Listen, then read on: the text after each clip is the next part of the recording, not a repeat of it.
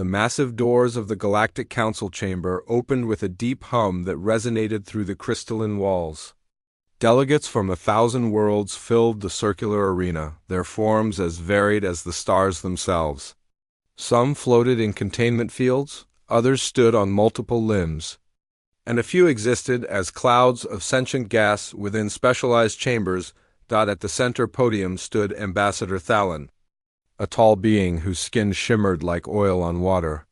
His 4 eyes scanned the crowd nervously as he clutched a data tablet that seemed too heavy for his thin arms. The chamber quieted as High Chancellor Vorn entered. His massive frame covered in what looked like living crystal that caught and refracted every beam of light. Vorn settled into his elevated seat and gestured for Thalen to begin. The ambassador's voice cracked slightly as he spoke. Honored members of the Council, I bring urgent news from the Department of Historical Archives. 3 days ago, our researchers made a discovery that changes everything we know about our newest members. A holographic projection flickered to life above the central platform. It showed a small blue and green planet orbiting a yellow star in an unremarkable arm of the galaxy. Every delegate recognized it immediately. Terra, home of the humans who had joined the Council just 20 cycles earlier. We all know this world, Thalen continued. The humans call it Earth or Terra or Sol 3, simple names for what we believed was a simple world. But while updating our star charts using pre-Council archives, we found something disturbing. The hologram shifted, overlaying ancient star maps onto modern ones. The coordinates matched perfectly, but the designation written in old script made several delegates gasp audibly. Others began backing away from their seats.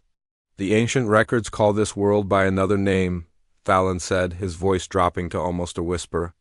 They call it Cradle. The reaction was immediate and chaotic. Delegates began shouting in dozens of languages. Some activated emergency communication devices. Others simply fled the chamber entirely. Chancellor Vorn brought his ceremonial staff down 3 times before order began to return. Impossible, Vorn said, though uncertainty colored his tone. Cradle is a myth. A story parents tell to frighten children who misbehave. It cannot be real. Ambassador Lyris of the Deepwatch Federation rose from her seat. Her species resembled tall mantises with iridescent wings, and she was known as one of the Council's foremost historians. She moved to a secondary console and began accessing restricted files, her movements quick and agitated. Chancellor, I have studied the old texts extensively, she said while working. The myths of Cradle appear in the founding documents of 47 different civilizations. They all describe the same thing. A death world in the outer spiral where the ancient ones originated before they seeded life across the galaxy. She pulled up images of ancient carvings and texts from worlds separated by thousands of light years. Despite the different languages and cultures, the descriptions matched with eerie consistency. A blue world, violent weather, massive predators, species that fought endlessly for survival. And at the center of it all, a bipedal species that learned to master everything the planet threw at them. The texts say the ancient ones left Cradle because they feared themselves, Lyris continued. They spread their genetic material to other worlds, hoping that easier environments would soften what Cradle had made them. They believed that staying on that world would turn them into something the galaxy could not survive. A junior delegate named Rook, whose species resembled upright salamanders, spoke up from the back rows. I remember those stories from my world's ancient history. The legend said that Cradle was a forge of monsters, that it created the perfect predator and then forced that predator to become intelligent to survive. Thalen nodded grimly. And now we have confirmation. The coordinates match exactly. The humans come from Cradle. They are what remained behind when the ancient ones fled. They survived everything that world could do to them, and then they reached for the stars. Every eye in the chamber turned toward the human delegation section. Ambassador David Martinez sat calmly in his seat, flanked by 2 other humans. A woman named Rebecca and a man called Thomas. All 3 wore simple gray uniforms that seemed almost primitive. Compared to the elaborate garments of other delegates, Martinez had been sitting quietly throughout the entire exchange, his face showing no surprise or concern. Now, as silence fell over the chamber, he stood with the fluid grace that all humans seem to possess. Every movement efficient, controlled, purposeful. "You look frightened," Martinez said simply, his voice carrying clearly in the vast space. "Why?" Chancellor Vorn leaned forward. "Ambassador Martinez, did you know? Did your people know what your world represents?" Martinez tilted his head slightly. "We told you exactly what we were from the beginning. We said we came from Earth, we shared our history, our biology, our culture. We hid nothing. If you chose to file that information under the wrong name, that is not our deception." "But Cradle," Lyris interjected. "The legends, the warnings? Your people must know the stories that terrified our ancestors." "We know them now," Martinez replied. "We have read your myths and your fears. But they are your interpretations of something you never experienced. You created monsters in your imagination and then were surprised when reality did not match your nightmares." Thalin activated another display, this one showing classified data. "Ambassador, when you joined the Council, you submitted standard biological and military assessments. We are now reviewing that data with new understanding. Your bone density is triple galactic standard. Your muscular efficiency exceeds any known species. You can survive in environments that would kill most Council members in minutes. We evolved on a challenging world," Martinez acknowledged. "Is that a crime?" "Your people are pursuit predators," Rook said, his voice shaking. "The assessments show you can track prey for days, weeks even. You do not have the burst speed of ambush hunters or the overwhelming strength of power predators. Instead, you simply never stop. You follow and follow until your prey collapses from exhaustion." Rebecca stood now, her expression hardening. "We also cooperate better than any species you have encountered. We form bonds across genetic lines. We adopt children from other families. We create art and music and literature. We dream of better worlds and work to build them. Why do you focus only on how we hunt?" Chancellor Vorn raised a hand for calm. "Because, Ambassador, the legends speak of what Cradle creates. Not just efficient predators, but something more concerning. Beings who can pursue a goal with absolute determination. Who can endure any hardship. Who can adapt to any challenge. The ancient ones feared this quality in themselves enough to scatter across the galaxy." Martinez looked around the chamber slowly, meeting the eyes of delegates from 100 worlds. "Then judge us by what we have done, not by what you imagine we might do. We have been members of this council for 20 cycles. Have we threatened anyone? Have we broken any agreements? Have we given you any reason to fear us beyond ancient stories?" Thalin pulled up more files. "Chancellor, there is something else. A prophecy found in multiple ancient sources. It speaks of the day when the children of Cradle return to the galactic community." He read from a translated text that appeared above the chamber. "When those who remained on Cradle walk among the stars, know that a choice approaches. They carry within them the potential for great creation or terrible destruction. They will reshape the galaxy or end it. There is no middle path for the children of Cradle." The words hung in the air like a sentence. Delegates began arguing among themselves, some demanding immediate action, others counseling patience. The human delegation stood quietly, waiting. Finally, Vorn made his decision. "This council will recess for 3 cycles. We will investigate these claims thoroughly. Ambassador Martinez, your delegation will remain on the council station during this time. We must understand what it means that Cradle has returned." As the chamber emptied, groups of delegates clustered together, whispering and casting nervous glances at the humans. But a few approached the human delegation directly. Lyris was among them. "Ambassador Martinez, I must ask, why did your people wait so long to reach the stars? If the legends are true, if you truly are what Cradle created, you should have been capable of space travel thousands of years ago." Martinez considered the question.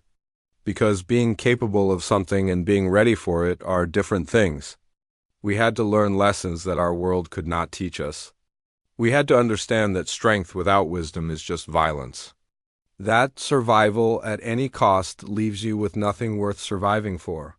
And have you learned these lessons? Lyris asked quietly.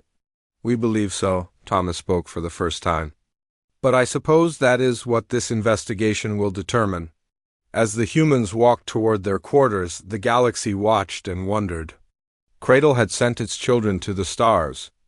The only question now was whether that was a blessing or the beginning of the end. The diplomatic quarters assigned to the human delegation were comfortable but clearly designed for containment. David Martinez stood at the observation window, watching ships come and go from the council station. Behind him, Rebecca paced while Thomas reviewed data on a portable screen. They have stationed security drones around our entire section, Rebecca said, her frustration evident. 12 of them, all armed. They are treating us like criminals. Martinez did not turn from the window. They are treating us like unknowns? There is a difference. Fear makes people cautious. Thomas looked up from his screen. The communications channels are full of speculation. Half the galaxy thinks we are sleeper agents sent to infiltrate the council. The other half thinks we are too primitive to be a real threat. Let them talk, Martinez replied. Words cannot hurt us. Actions might, so we need to be ready. A soft chime indicated someone at the door. Rebecca checked the security panel. It is Ambassador Lyris. She is alone. Martinez nodded and Rebecca opened the door. The mantis-like delegate entered cautiously. Her wings folded tight against her body in a gesture that indicated nervousness. Thank you for seeing me, Lyris said. I know this is a difficult time. Please sit, Martinez gestured to a chair that had been modified for her species. Or stand, whichever is comfortable. Lyris chose to stand. I wanted to speak with you away from the council chamber. I've been researching everything we have about Earth and your species. I need to understand. What do you want to know? Martinez asked. The predator classifications, Lyris began. Our analysis shows that humans are persistence hunters, yes, but also tool users of extraordinary ability. You can throw projectiles with accuracy no other species matches. You can track using minimal information. You can survive injuries that would kill most beings. How did one world create something so perfectly designed to hunt? Rebecca laughed, but there was no humor in it. You think Earth designed us? Ambassador, Earth tried to kill us at every opportunity. We are not perfect hunters. We are barely good enough survivors. Lyris tilted her head in confusion. I do not understand. The assessments show the minimum we needed to live, Thomas interrupted. Our bones are dense because Earth gravity kept breaking them until evolution fixed the problem. Our muscles are efficient because food was scarce and wasting energy meant death. We throw accurately because if we missed, we starved. Martinez moved away from the window. Every advantage you see came at a terrible cost. We lost genetic diversity in multiple near-extinction events. We carry genes for diseases that should have killed our ancestors but instead just weakened them. We are violent because for millions of years everything on our world was violent. We had no choice but to match it. But you survived? Lyris said softly. Despite everything, you survived? Yes, Martinez agreed. We survived. And then we had to figure out how to live with ourselves. Lyris extended a crystalline data device. I brought something I thought you should see. Texts from my world's ancient archives. Stories about Cradle that were old when my species first reached the stars. Thomas took the device and activated it. Holographic text appeared, written in a language so old that the translator struggled with some words. But the meaning was clear enough. The text described Cradle as a world where the Ancient Ones tested themselves, where they deliberately created challenges to forge something stronger, where they believed that only through constant struggle could true advancement occur. But the experiment went wrong. The world became too harsh, the struggles too constant. Those who lived there began to change in ways the Ancient Ones had not anticipated. According to these texts, Lyris explained, the Ancient Ones tried to evacuate everyone from Cradle, but some refused to leave. They believed that abandoning the world meant abandoning the strength it had given them. So they stayed even as the others fled. Rebecca was reading over Thomas's shoulder. This text says the ones who stayed made a choice. They decided that if they had to live in hell, they would master it. They would become so good at survival that nothing could ever threaten them again. And they succeeded, Lyra said. You are proof of that. Humans have no natural predators. You are apex hunters on a world filled with apex hunters. You are immune or resistant to countless diseases.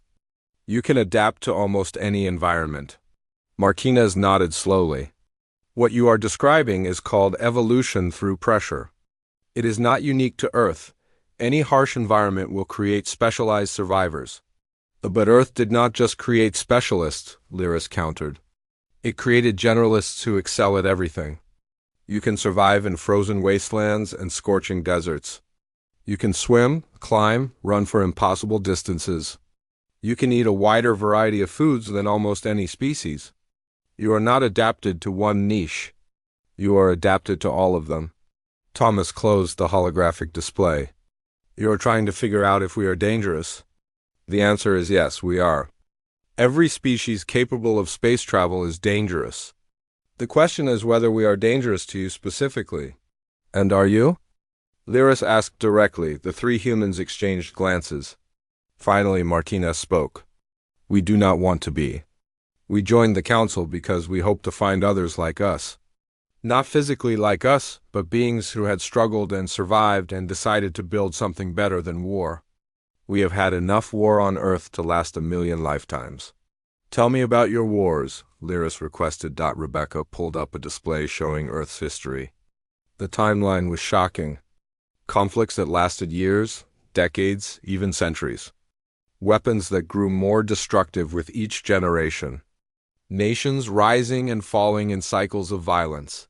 We nearly destroyed ourselves 12 times, Rebecca explained. Nuclear weapons, biological warfare, environmental collapse. We came so close to extinction that some historians believe we actually went through a bottleneck event where only a few thousand humans remained alive. But you stopped, Lyris observed. The records show no major wars for nearly 200 years before you reached the stars. We learned, Martinez said simply. We finally understood that being strong enough to destroy our enemies meant being strong enough to destroy ourselves. So we made a choice. We decided that cooperation was not weakness, but the ultimate survival strategy. Lyris absorbed this information. The Council is going to demand proof. They will want to know that humans can be trusted with the power you possess. What kind of proof? Thomas asked. I do not know yet, but I can tell you what I have learned in my research.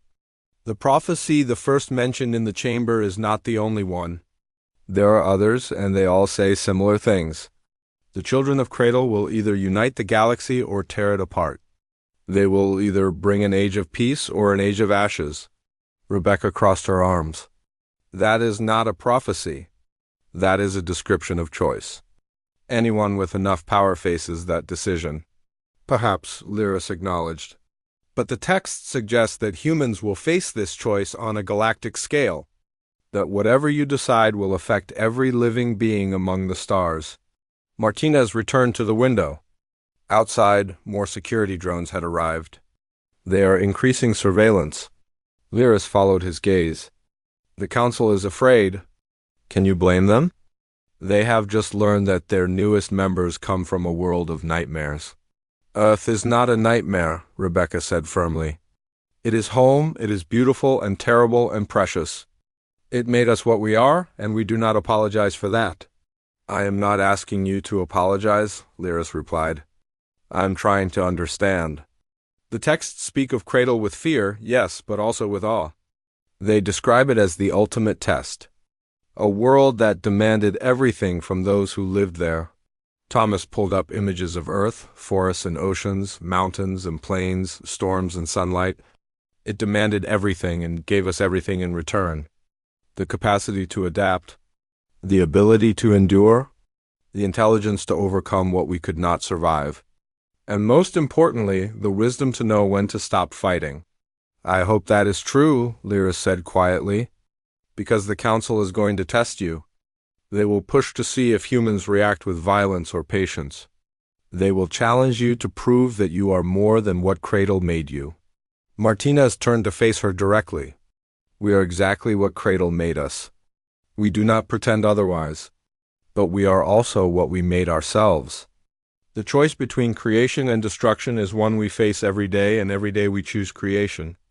That is the proof we offer. Lyris moved toward the door, then paused. There's one more thing.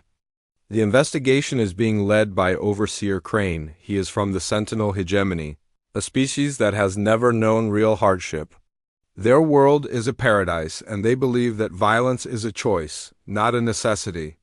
And he will judge us accordingly, Rebecca said. Yes, he will not understand why Earth made you the way you are. He will only see the danger.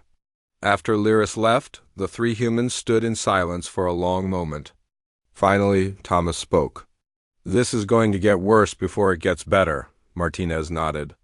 Yes, Boo. We have survived worse than judgment. We will survive this too.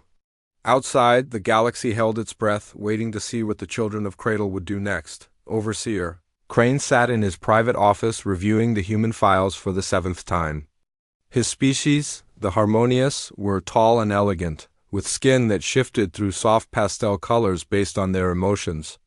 Right now, his skin showed deep purple, the color of confusion and concern. His assistant, a floating sphere of light named Prism, hovered nearby. You have been studying those files for 3 days, Overseer.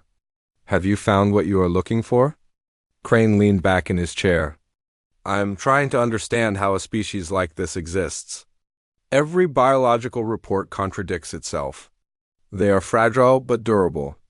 They are social but competitive. They are intelligent but violent. It makes no sense. Perhaps they are simply different from what we expect, Prism suggested. Different is one thing, Crane replied. Dangerous is another. Look at this report on human endurance. They can run for hours, days even, in pursuit of prey. Their ancestors would chase animals until the creatures literally died from exhaustion. What kind of hunter does that? Prism pulsed thoughtfully. A patient one. A terrifying one, Crane corrected. And this is just hunting. Look at their war history. Conflicts lasting generations. Weapons that could destroy their entire world. They fought each other with such intensity that they nearly became extinct multiple times.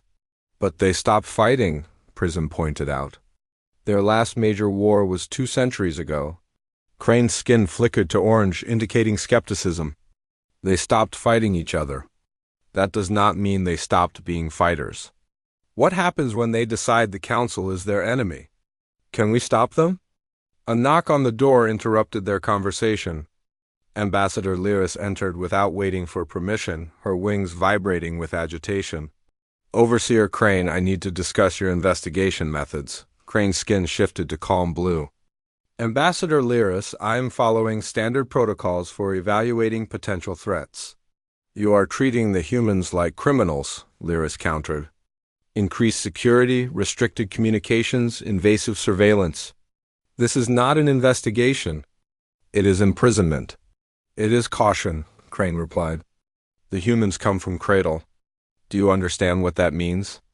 Every legend, every warning, every nightmare our ancestors recorded points to that world as the source of ultimate danger.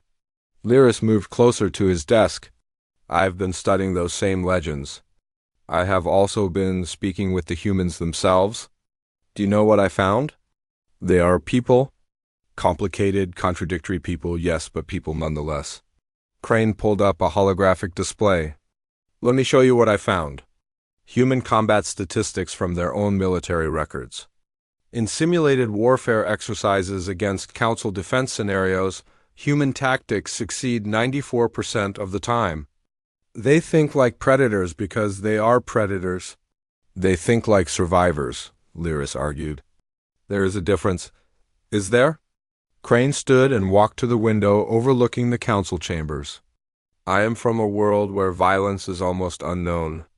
We have had 3 conflicts in our entire recorded history, and each lasted less than a day before both sides found compromise.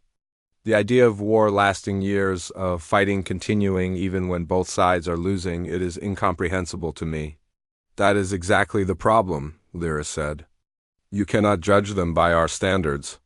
Their world was different. Their challenges were different. Crane turned to face her. And what happens when they face new challenges here? What happens when resources become scarce or territories are disputed? Will they compromise like civilized beings, or will they revert to the violence that Earth taught them? Prism floated between them. Overseer, perhaps we should test them. Create scenarios that will reveal their true nature. Lyris's wings snapped open in alarm. That is a terrible idea. If you push them, they will respond. That is what their evolution taught them. Push back or die. Exactly my concern, Crane said. A species that responds to pressure with aggression cannot be trusted in a peaceful council. They respond to pressure with adaptation, Lyris corrected. It is not the same thing. Crane returned to his desk and activated a communication channel. Send in Ambassador Martinez. It is time for a formal interview. 10 minutes later, David Martinez entered the office. His expression was neutral, but his posture indicated readiness. Crane noticed how the human's eyes scanned the room, cataloging exits and potential threats in seconds. Ambassador Martinez, please sit, Crane said. Martinez sat but remained alert. Overseer Crane, I hope this interview will move the investigation forward. My delegation is eager to resolve these concerns. As am I, Crane replied. I have been reviewing your species' history. I have questions. I will answer what I can. Crane pulled up an image of Earth. Your world tried to kill you at every turn. Ice ages, predators, diseases, natural disasters. Yet you not only survived, but thrived.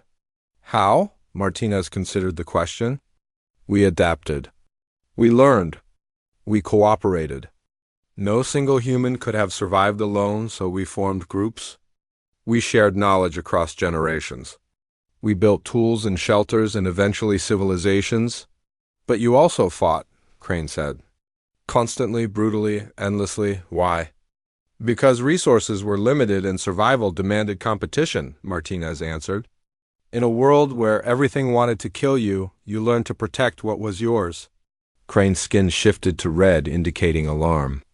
And now you are here, in a galaxy with thousands of worlds and limited resources. What stops you from protecting what you want by taking it from others? Martinez's expression hardened. The same thing that stopped us from destroying ourselves with nuclear weapons. The understanding that some victories cost more than they gain. We learned that cooperation achieves more than conquest. Did you learn that, or did you simply run out of enemies on your own world? Crane challenged. The room fell silent. Lyris looked alarmed. Prism dimmed its light, and Martinez sat very still. When he spoke, his voice was quiet but firm. Overseer Crane, I understand your fear. You come from a world that never taught you to fight, so you see fighting as a moral failing. But Earth taught us that survival sometimes requires strength. That does not make us monsters. It makes us realistic. Realistic about what? Crane asked. About the fact that the universe is not always kind, Martinez replied. That sometimes peace must be defended. That cooperation only works when everyone agrees to cooperate. We learned to be strong so that we could protect the peace we built. Crane stood again, his skin cycling through multiple colors. And if that peace is threatened? If another species challenges humanity? What then? Martinez also stood. Then we would defend ourselves. As any species would? As any species should? The question is not whether we are capable of violence. The question is whether we choose it first or last. And which do you choose? Crane demanded. Last, Martinez said firmly. Always last. We have seen where violence leads. We have counted the cost in blood and ash. We choose diplomacy, negotiation, compromise. But we are not helpless and we are not victims. If you push us, we will push back. That is not a threat. It is a fact. Crane sat down heavily. That is exactly what concerns me. A species that will push back is a species that might push first. With respect, Overseer, you have that backward, Martinez said. A species that cannot push back is a species waiting to be conquered. We do not want to conquer anyone. But we will not be conquered either. Lyris intervened. Overseer, you are creating the very conflict you fear. If you treat the humans as enemies, they will respond accordingly. If you treat them as partners, they will prove themselves worthy of that trust. Crane looked between them. How can I trust beings from Cradle? How can any of us? Martinez moved to the window, looking out at the vast expanse of space. You trust us the same way we trust you? By taking a chance? By believing that the future does not have to repeat the past. We came to the stars looking for something better than what we had on Earth. We found the Council and we hoped we had found it. And if you are disappointed? Crane asked quietly. Martinez turned back. Then we will be disappointed. But we will not destroy what we cannot fix. We are not our ancestors. We carry their strength but not their fear. We learn their lessons so we would not repeat their mistakes. Crane sat in silence for a long moment, his skin slowly shifting to thoughtful green. Finally he spoke. I am going to recommend that the Council conduct a practical assessment. Put your words to the test. Show us that humans can be trusted under pressure. What kind of assessment? Martinez asked carefully. That is for the full Council to decide, Crane replied. But be prepared. We will push to see if you push back. After Martinez left, Lyris confronted Crane directly. You are making a mistake. Testing them like this will only confirm their belief that we see them as threats. Better to know now than to discover too late that we have welcomed monsters into our midst? Crane said. They are not monsters, Lyris insisted. They are survivors? There is a difference. Crane's skin darkened to purple again. I hope you are right, Ambassador. For all our sakes, I truly hope you are right. The council chamber was packed with delegates from across the galaxy. News of the human assessment had spread quickly, and everyone wanted to witness what would happen when the children of Cradle were tested. The air hummed with tension and whispered speculation. Chancellor Vorn called the session to order. We have gathered to determine the nature of humanity and their place in our council. Overseer Crane has prepared an assessment. Proceed. Crane stood, his skin showing determination orange. The assessment is simple. We have created a simulation based on historical galactic conflicts. Ambassador Martinez and his delegation will participate. Their choices and reactions will tell us what we need to know. David Martinez stood with Rebecca and Thomas. We are ready.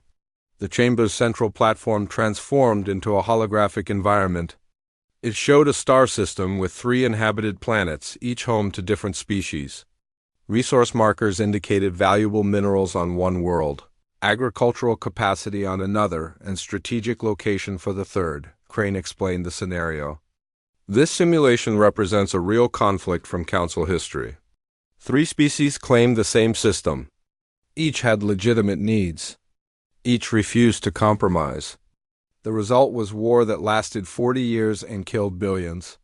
Your task is to resolve this conflict peacefully. What resources do we have? Thomas asked.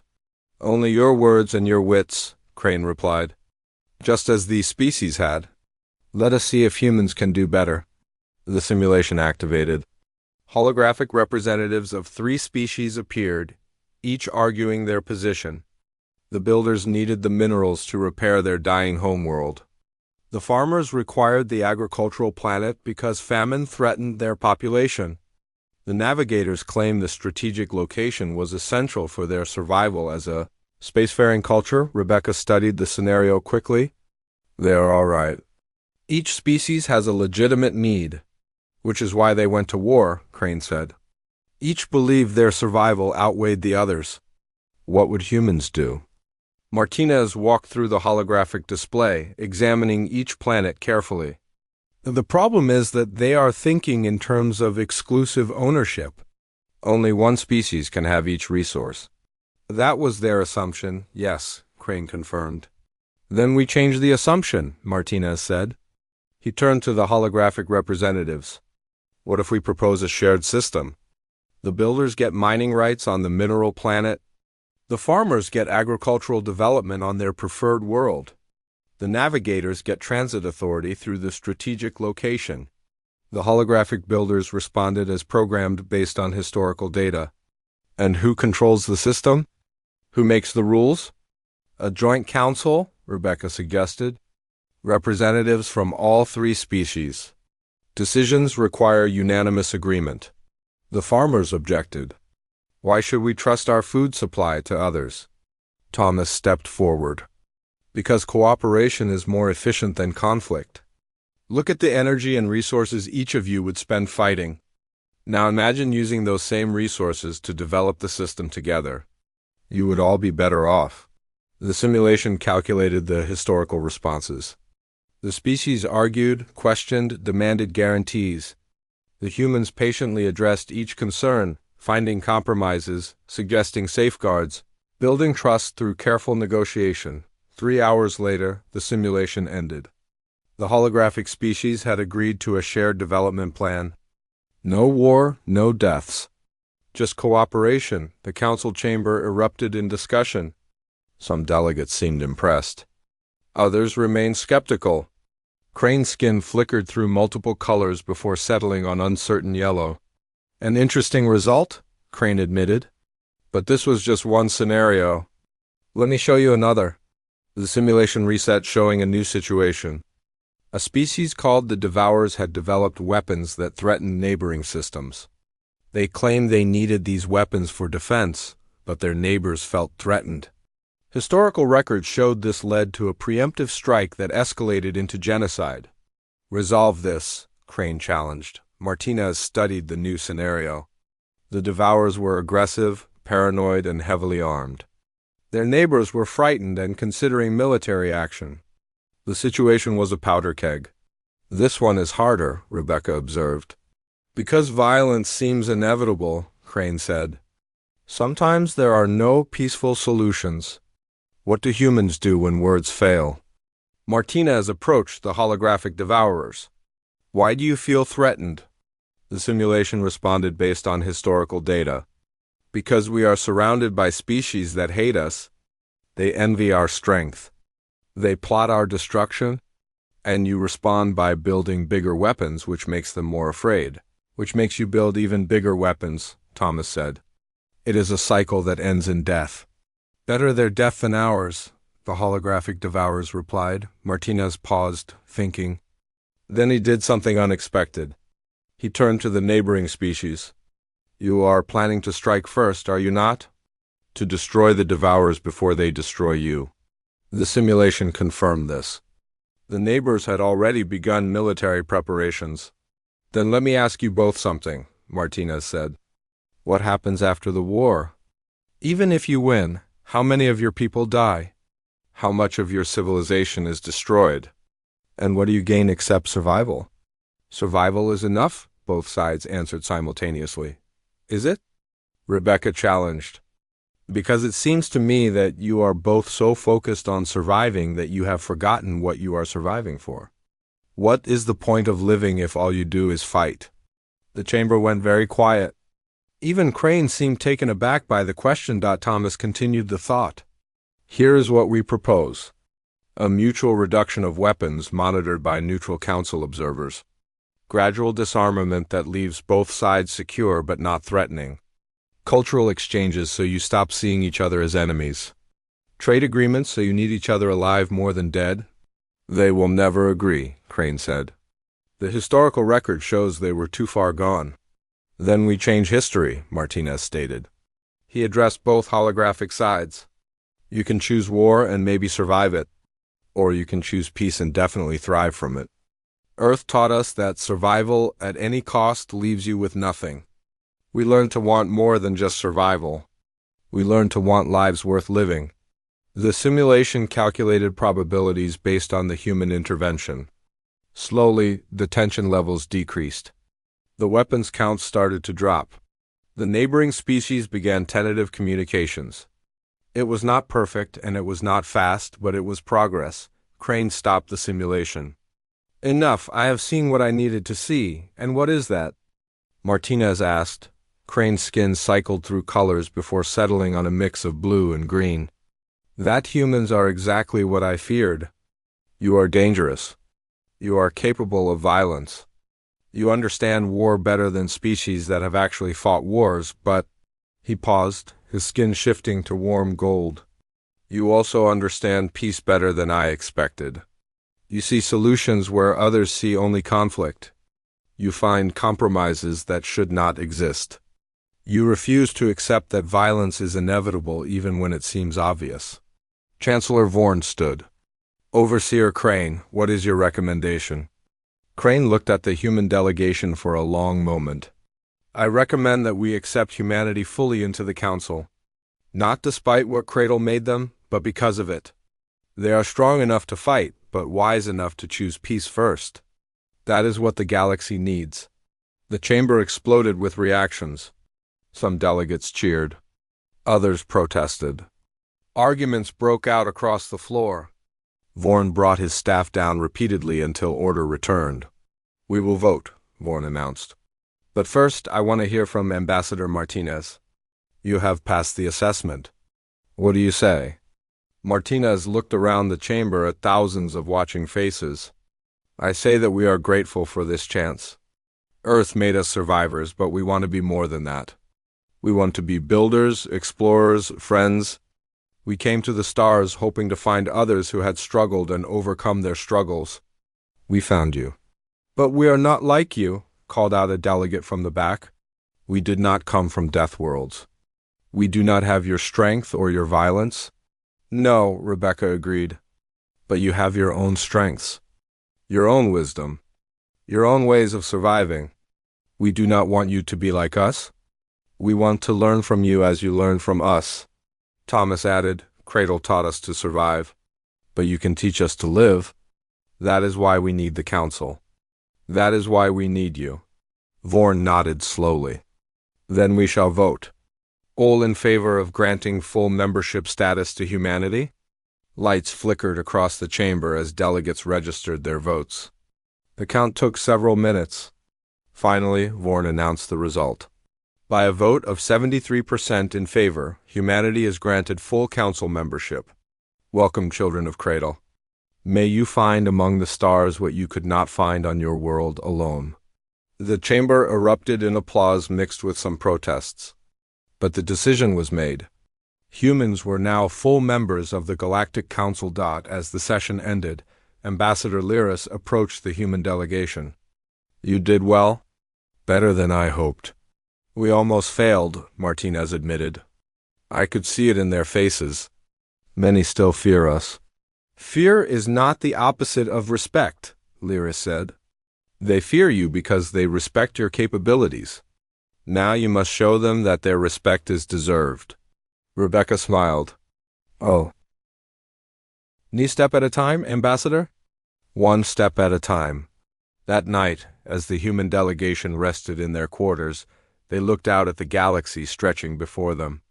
Somewhere out there, Earth orbited its yellow sun, the cradle that had forged them. But here, among the stars, they had found something new. A chance to be more than survivors. A chance to thrive. 6 cycles had passed since humanity gained full council membership. The galaxy watched nervously as humans began integrating into galactic society. Every action was scrutinized, every word analyzed for hidden meanings. The children of Cradle were now among the stars, and no one knew what that would mean. Ambassador David Martinez stood in the council's emergency session chamber. Around him, delegates argued frantically.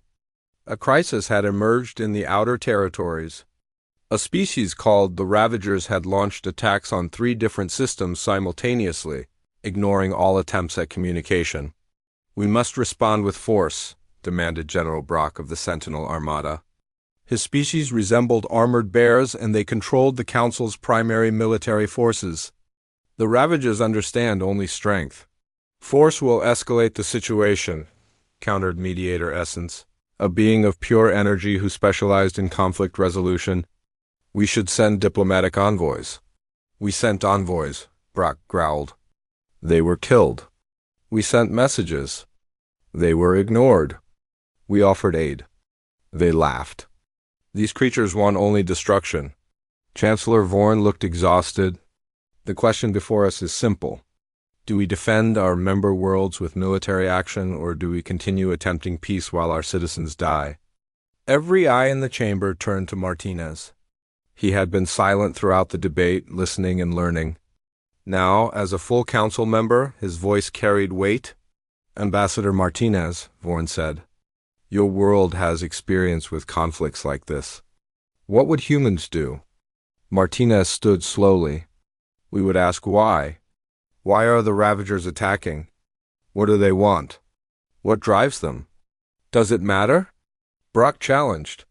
They are killing civilians. It always matters, Martinez replied.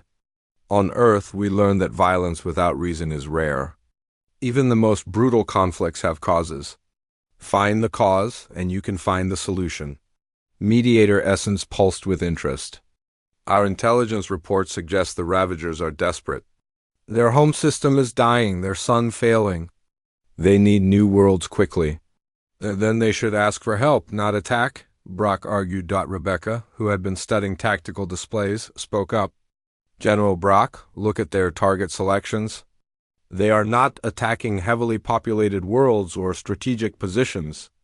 They are hitting frontier colonies with minimal defenses. Thomas added, and they are taking resources but not territory. Mining equipment, agricultural supplies, habitat modules. They are not conquering. They are stealing what they need to survive.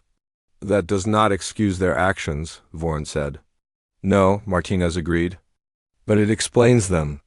And if we understand them, we can stop them without starting a war. How? Brock demanded. Martinez activated a holographic display. We offer them a deal. We help them relocate their population to suitable worlds. In exchange, they cease all attacks and submit to council jurisdiction. The chamber erupted in protest. Several delegates shouted about rewarding aggression. Others questioned why they should help species that attacked them. Vorn slammed his staff down. Order! Let Ambassador Martinez explain. Martinez waited for silence. The Ravagers are acting out of desperation. Desperate beings are unpredictable and dangerous. But if we remove the desperation, we remove the danger. It costs us less to help them relocate than it would cost to fight them. And if they refuse? Brock asked. Then we know they are not desperate survivors but actual enemies, Thomas replied. And we respond accordingly. But we try peace first. Mediator Essence floated forward. I support this approach. It is exactly what the Council should stand for. Helping those in need, even former enemies. Former enemies who might attack again once they recover, Brock warned. Martinez met his gaze. That is a risk. But so is creating enemies by refusing to help. Earth taught us that how you treat desperate people determines whether they become allies or adversaries. The debate continued for hours. Finally, Vorn called for a vote. The measure passed narrowly. The Council would attempt Martinez's plan. 3 days later, a diplomatic vessel carrying Martinez, Rebecca, and Mediator Essence approached the Ravager fleet. General Brock's forces surrounded them at a distance, ready to intervene if the meeting turned violent. The Ravager commander was a massive creature covered in what looked like living metal. His name, translated roughly, was Destroyer of Obstacles. Why should we trust you? Destroyer demanded when Martinez presented the offer. You claim to want to help, but you bring warships. The warships are insurance, Martinez admitted, but the offer is real. We will help you find new worlds, help you relocate your people. In return, you stop attacking our colonies and join the Council as members. Members? Destroyer's eyes widened. You would accept us after what we have done? Rebecca spoke. We would accept you because of what you can become. Right now, you are desperate survivors doing terrible things to stay alive. But you could be more. You could be part of something that helps others avoid the desperation you feel. Destroyer was silent for a long moment. You speak like beings who understand desperation. We do, Martinez said. Our world taught us what it means to fight for survival. But it also taught us that survival is not enough. You need something to survive for. And if we join your council, what would we have? A future, Thomas answered. Help when you need it. Purpose beyond mere survival. A chance to build instead of destroy. Destroyer looked at his own fleet, at the stolen supplies and damaged ships. We have been destroying for so long. I'm not sure we remember how to build. Then we will teach you, Mediator Essence offered, as we have taught many species. As we will continue to teach. The negotiation took 2 days. In the end, Destroyer agreed. The Ravagers would cease their attacks. In exchange, the Council would help them relocate to 3 uninhabited but suitable worlds. They would have provisional Council membership with full status possible after a probationary period. When Martinez returned to the Council station, he was met by both celebration and criticism. Some praised his diplomatic success. Others accused him of being too soft on criminals. Ambassador Lyris met him at the docking bay. You took a significant risk. If the Ravagers had attacked during negotiations, the entire galaxy would have blamed humanity. I know, Martinez admitted. But the alternative was war. And war is always the biggest risk. The Council is split on whether you are brilliant or foolish, Lyris said. Probably both, Rebecca laughed over the following cycles. The Ravager relocation proceeded smoothly. True to their word, they ceased all hostile actions. Within a year, they had become productive Council members, contributing technology they had developed during their years of desperate survival, but not everyone was pleased. General Brock requested a private meeting with Martinez. You made me look weak, Brock said bluntly when they met. I argued for military action and you proved diplomacy could work. My reputation has suffered. Martinez nodded. I understand. But General, this was not about reputation. It was about saving lives on both sides. Perhaps, Brock acknowledged. But now every aggressive species will think they can attack and then negotiate for rewards. Only if we reward them, Martinez countered. We helped the Ravagers because their desperation was real and their crimes were survivable. But if a species attacks for conquest or cruelty, the response would be different. Would it? Brock challenged. Or would humans find excuses for them too? Martinez met his eyes. General, Earth taught us to fight when fighting was necessary. We are not pacifists. We are pragmatists. We choose peace when peace will work. But when it will not work, we choose victory. Brock studied him for a long moment. You are more dangerous than I thought. Not because you cannot fight, but because you know exactly when to fight. That kind of wisdom is rare. It cost us millions of years and billions of lives to learn it, Martinez said quietly. We paid a terrible price for this wisdom. We share it freely so others do not have to pay the same price. Brock's expression softened slightly. Perhaps humanity does deserve a place on this council after all. 1 cycle later, Chancellor Vorn summoned Martinez to his private office. The old leader looked tired but pleased. Ambassador, I wanted to speak with you about the Ravager situation. Vorn began. If there are problems with the relocation, I am ready to help resolve them. Martinez offered. No problems, Vorn said. Actually, the opposite. The Ravagers have petitioned for full council membership. They cited your intervention as proof that the council stands for more than just the powerful protecting themselves. Martinez smiled. That is good news. Yes, but it raises questions, Vorn continued. You have been a full council member for less than a standard year, yet you have already influenced galactic policy significantly. Some delegates are concerned about how much influence humanity is gaining. We only want to help, Martinez said. I know. But help from Cradle's children comes with assumptions. There are those who wonder if you are positioning humanity for control. Martinez sat forward. Chancellor, let me be clear. We do not want to control the council. We want to be part of it. We offer our perspective because it is different, but we do not claim it is superior. But it is effective, Vorn observed. The Ravager situation could have become a costly war. Your approach saved lives and gained allies. That kind of success breeds both admiration and resentment. What would you have us do? Martinez asked. Should we remain silent when we see solutions? No, Vorn said firmly. You should do exactly what you are doing. But understand that success makes you visible. Visibility brings scrutiny. You will be tested again and again. Every human decision will be examined for hidden motives. We can handle scrutiny, Martinez assured him. Can you? Vorn challenged. Because the tests will only get harder. Sooner or later, you will face a situation where there is no peaceful solution. Where violence is the only option? How will humanity respond? Martinez was quiet for a moment before answering. The same way we always have. We will do what is necessary to protect innocent lives. We will fight if we must, but only when we must. Vorn nodded slowly. I believe you, but others will need proof. And that proof may come at a terrible cost. He was right. 6 cycles later, a species called the Purifiers launched a campaign to eliminate all biological life in their sector, claiming that organic beings were impure and needed to be cleansed. Diplomacy failed. Sanctions failed.